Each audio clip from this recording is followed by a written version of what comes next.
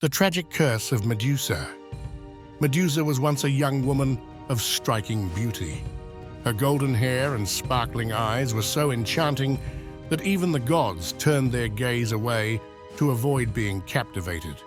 But Medusa was not vain. She had chosen to devote her life to Athena, the goddess of wisdom, and lived as a priestess in a majestic temple, swearing chastity and devotion. However, Medusa's beauty did not escape everyone.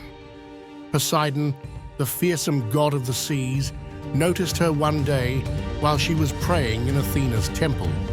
His gaze, filled with uncontrollable desire, fell upon her. Medusa, shocked, ordered him to leave the sacred place, but Poseidon did not retreat.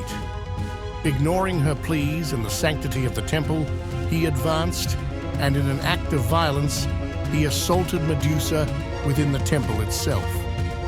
The walls, silent witnesses, seemed to weep, but no one came to Medusa's aid. When Athena discovered this sacrilege, her fury erupted. To Medusa's astonishment, this anger did not turn toward Poseidon, a god whom even Athena could not confront directly. Instead, it was directed at Medusa, blaming her for the desecration. Athena cursed her, turning her golden hair into hissing serpents, her skin losing its softness, and her eyes, once so enchanting, becoming a deadly weapon. A single glance was now enough to petrify anyone who dared meet her gaze.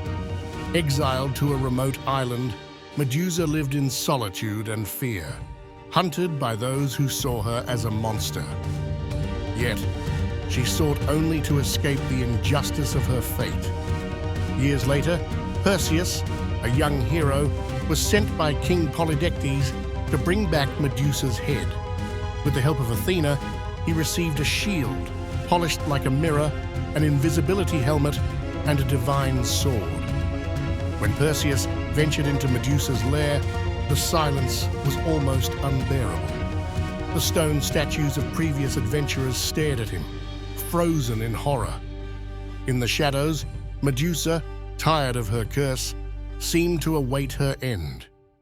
When Perseus entered her line of sight, she spoke for the first time in years, lamenting the suffering she had endured.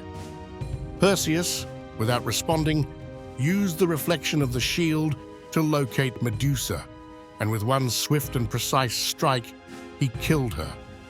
From her blood sprang two marvels, Pegasus, the winged horse, and Chrysaor, the golden giant. Perseus took Medusa's head as a trophy for his king. But few people knew the truth about this monster. Medusa was not born evil. She was a victim, punished for a crime she did not commit. The story of Medusa is more than just a myth. It is a tragic reminder of the cruelty of the gods and the injustice inflicted upon those who lack the power to defend themselves. Did Medusa deserve her fate?